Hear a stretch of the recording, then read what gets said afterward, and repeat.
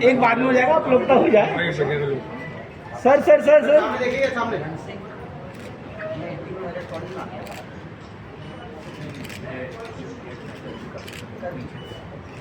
हो गया।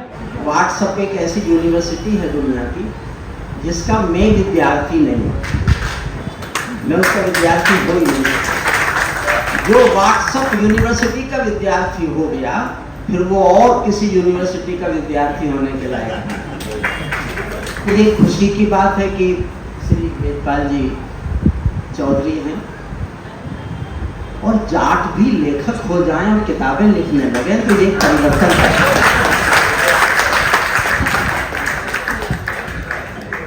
मैं पिछले दिनों अमेरिका गया था तो वहाँ फिलाडेल्फिया में एक सभा थी, जाट सभा। तो मुझे आश्चर्य हुआ कि जाट सभा वो भी अमेरिका में।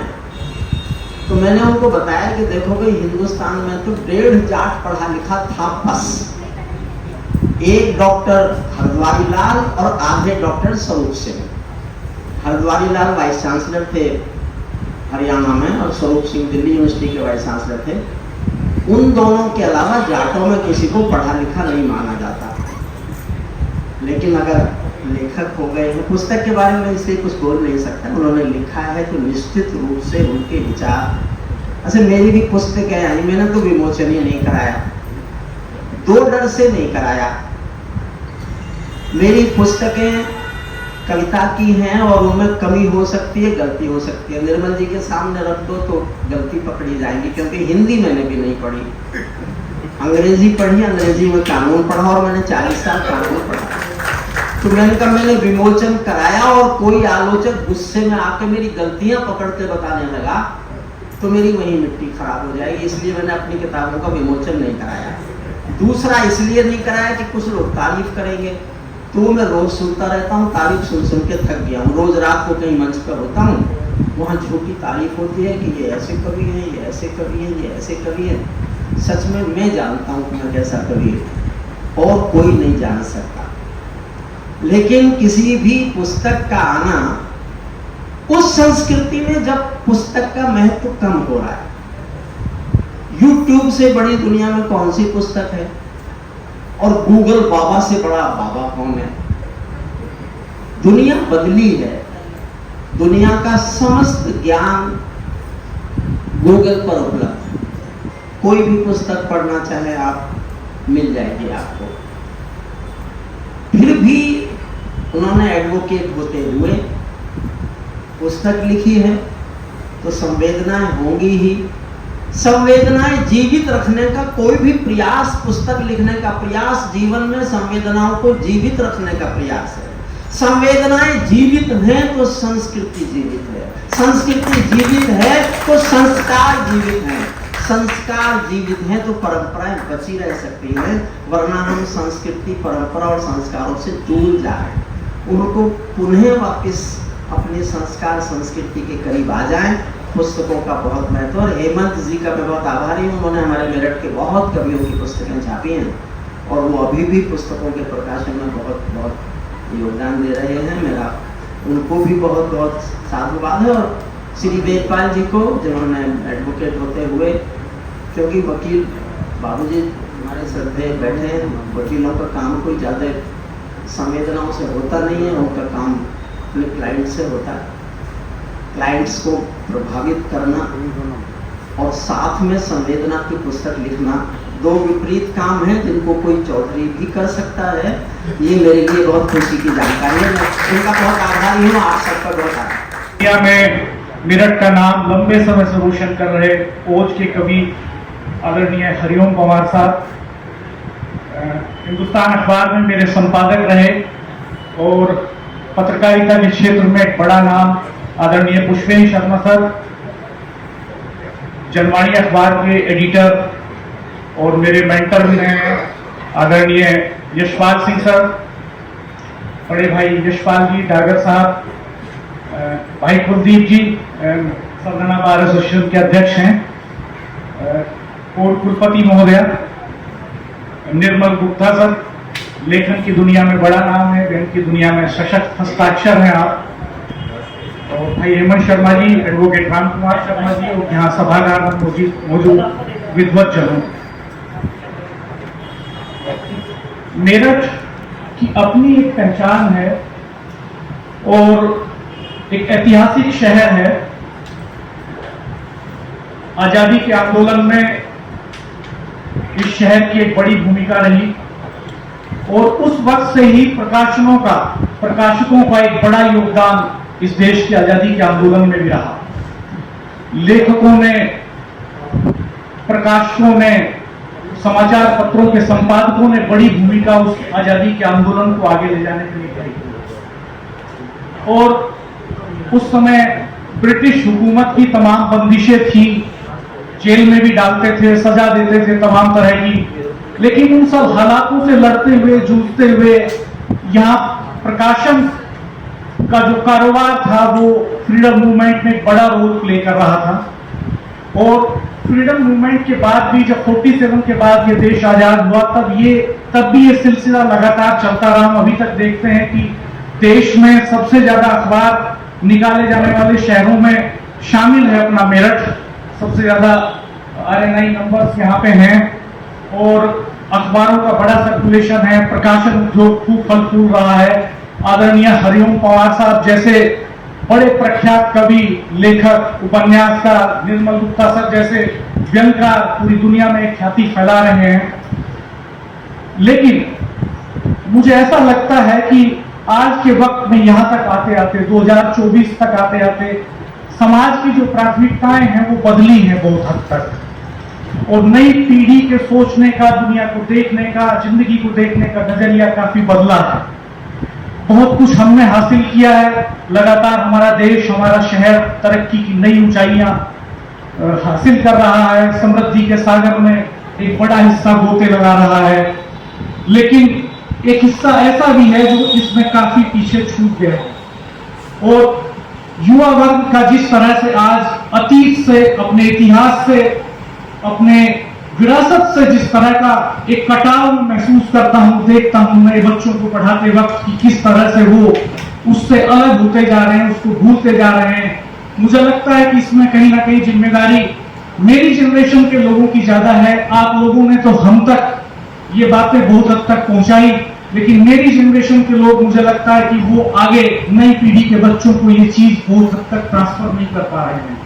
हेमंत शर्मा भाई साहब, लगातार उनको मैं अपनी उम्र का ही मानता हूँ, 2-4 साल का अंतर होगा, वो एक बड़ी भूमिका इसमें निभा रहे हैं कि आज के इस वक्त में भी जब कागज बहुत महंगा हो गया है, जब विजुअल्स का जमाना है, लोग देखना चाहते हैं, किताबें पढ़ने से मोह भंग हो रहा है लोगों का, यूट्यूब चैनल्स पे आ गई हैं किताबें, सोशल मीडिया पे किताबें आ गई हैं।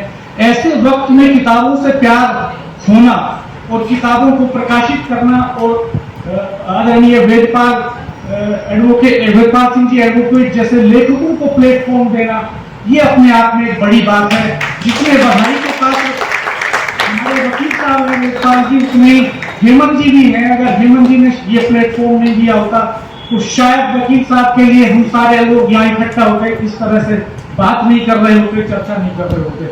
मैंने समय थोड़ा ज्यादा ले लिया, लेकिन मेरी चिंता इस बात को लेकर है और मैं आप सबसे आग्रह करूंगा कि आप सब धरोहर हैं हमारी। आपने वो दौर देखा है जब हमारा देश आगे बढ़ रहा था, लड़ रहा था, बन रहा था, उस वक्त को आपने देखा है और मेरठ ने तो तमाम विभीषिकाएं भी झेली हैं सबके बीच। इस वक्त में नए बच्चों तक ये विरासत कैसे जाए, ये धरोहर कैसे जाए, ये संस्कार कैसे जाए, मैं चाहूंगा इस पर हमारा मार्गदर्शन आप जरूर करेंगे और कुछ बच्चे भी यहाँ पे हैं नई उम्र के, उनका मार्गदर्शन भी करेंगे।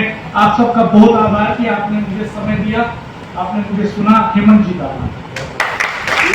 बहुत बुरा दूर रहता हूँ और इसका जो है मुझे अपनी बड़ाई कर रहा हूँ। एक सेकेंडली लास्टली, मैं डायनेमिक पर्सन हूँ, फिल्मों में भी काम कर किया मैंने। फिल्मों में कहो तो मैं आपको डांस दिखा दूंगा। सो है उजाला पिक्चर का गाना, उजाला पिक्चर में 1 घंटे डांस हो जाता है। वही का मौसम मतलब मैंने तो आई फील यंग। तो 2 टेंशन ले रहे लोग दुनिया में, पत्नी ले रहे हैं, फोन ले रहे हैं, इसका बुरा मत माने। और मैं फोन रखता नहीं, पति से मैं बहुत कम बोलता हूँ। पर बार बार मुझे बड़ा डर सा लग गया। वरिष्ठ बड़े पत्रकार बहुत डर गया मैं। जैसे अभी पवार साहब कह रहे थे कि मेरा दिल जानता है मैं कितना बड़े कवि हूँ, उनके लिए हम जानते, तो मैं अपनी जानता हूँ कि कैसे मुझे बार बार बड़ा कहा जा रहा था, तो मुझे क्या लग रहा था। मेरे ख्याल से बड़े तो वेदपाल जी हैं, जो कत्लो गारत में और जमीनों के मामलों में रहते हुए भी अगर संवेदना से ऐसी पुस्तक लिख सकते हैं, तो बड़े होने के और बड़े कहलाने के हकदार वो हैं। और सबसे पहले मैं नमन करता हूँ चौधरी नयपाल सिंह जी, जिन्होंने पता नहीं कितने अधिवक्ताओं को दिशा दी और उनके सानिध्य में ट्रेनिंग पाने वाले आज हाई कोर्ट और सुप्रीम कोर्ट में न केवल प्रैक्टिस कर रहे हैं बल्कि न्याय की पीठ पर भी बैठे हैं। जने कुलपति महोदय डागर साहब, जो अपनी पद यात्रा के बाद भी वैसे ही जवान हैं जैसे जब थे, और यहाँ पर आदरणीय निर्मल जी बैठे हैं, पत्रकारों को एक दिशा दे रहे हैं। और इसीलिए वो बार बार कह रहे थे कि आप हमारी धरोहर हैं, लेकिन हम ट्रांसफ़र करें अपने विचारों को, अपनी जानकारी को आगे। तो रविंद्र राणा को भी इसके लिए साधुवाद देना चाहता हूँ। और हमारे बीच में ही बड़े शांत और सौम्य व्यक्तित्व वाले जब कुमार बैठे हैं, ये जब सिटी डेस्क पे इंचार्ज हुआ करते थे कभी मुरजाला में, तो रात के 3 बज जाते थे और शाम को 7 बजे अगर कोई आदमी कुर्सी पे बैठता था और रात के 3 बजे तक अगर कोई नहीं उठा तो वो अकेला शख्स था लव कुमार। और जिसकी भी परेशानी होती थी, जैसी भी खबर कॉपी लिखी उसने लव कुमार को दी, लव कुमार ने उसे सुधारा, अच्छा करके दिया और धीरे धीरे श्रेय मिला। फिर प्रेम शर्मा संपादक बन गए, बड़े संपादक।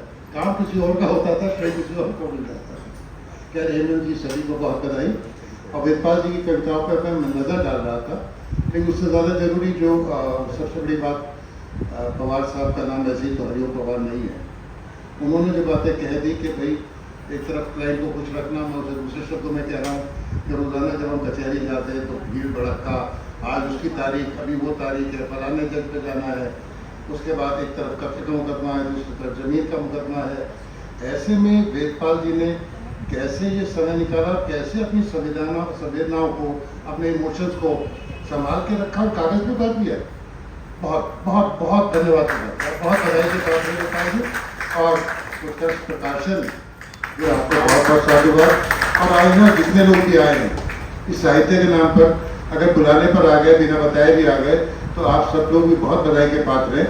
और इसी तरह अगर साहित्य की यात्रा या हमारी संवेदनाओं की यात्रा चलती रहेगी तो मुझे लगता है मेरठ एक अलग पहचान बना लेंगे। बहुत बहुत धन्यवाद। और मंच पर आसीन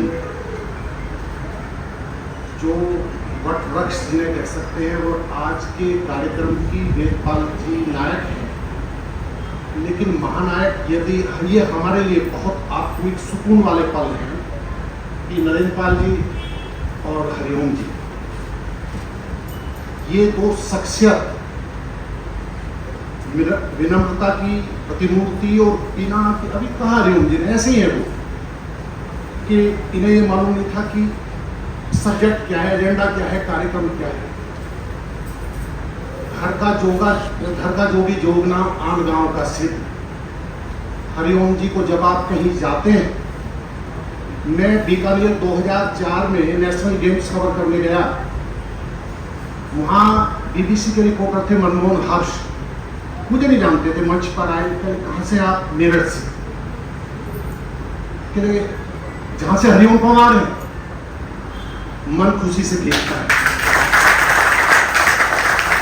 ये कमाई होती है, ये जीवन होता है। सवाल ये कि आप कितने बरस जिए, सवाल ये कि आपने कितना बड़ा जीवन जिया। वेदपाल जी मेरे परिचित भी हैं और हेमंत जी ने जैसे बताया, सबसे बड़ी बात तो ये मैं अखबारों के लिए कहता हूँ, कभी कभी पुष्पेंद्र जी दर्द जानते हैं, बाकी लोग जी बैठे हैं, सब लोग बैठे हैं, कि भाई मालिक का बड़ा योगदान होता है, कि संपादक बड़ा, पत्रकार बड़ा, ये बड़ा, वो बड़ा। भाई जब मालिक कागज ला के नहीं देगा तो छापोगे कहां से? तो प्रकाशक की भूमिका ये नींव के पत्थर है। क्या हिस्से में आता है इनके? कुछ। ये बड़ी बात है। अब हेमंत जी ने कहा कि 30 या कितनी संख्या बताइए कि जो किताबें जिन्होंने लिखी है, और आज वेदपाल जी हैं, कितनी बड़ी बात है। आप मंच उपलब्ध करा रहे हैं, इसके लिए आप साधुवाद के पात्र हैं, बहुत बड़ी बात। और अरसे बाद ये माननीय भी मंच पे लोग हरिओम जी का तो मतलब जो अभी मैंने 2 साल पहले मुझे किसी ने मंच पे नेताजी सुभाष चंद्र बोस का के नाम एक कविता वो होता है प्रोग्राम, तो मुझे भी कहा कि कविता सुनाइए। अब जब हरिओम जी सामने तो भैया कविता क्या सुनाए हम, कौन ताली बजाएगा। मैंने बाकायदा आग्रह किया कि भैया जो 100% तालियां पवार साहब को देते हो भैया आज 10% मुझे दे देना। तब वो कविता सुनाई, तब तालियां मेरे हिस्से में आई, ठीक है।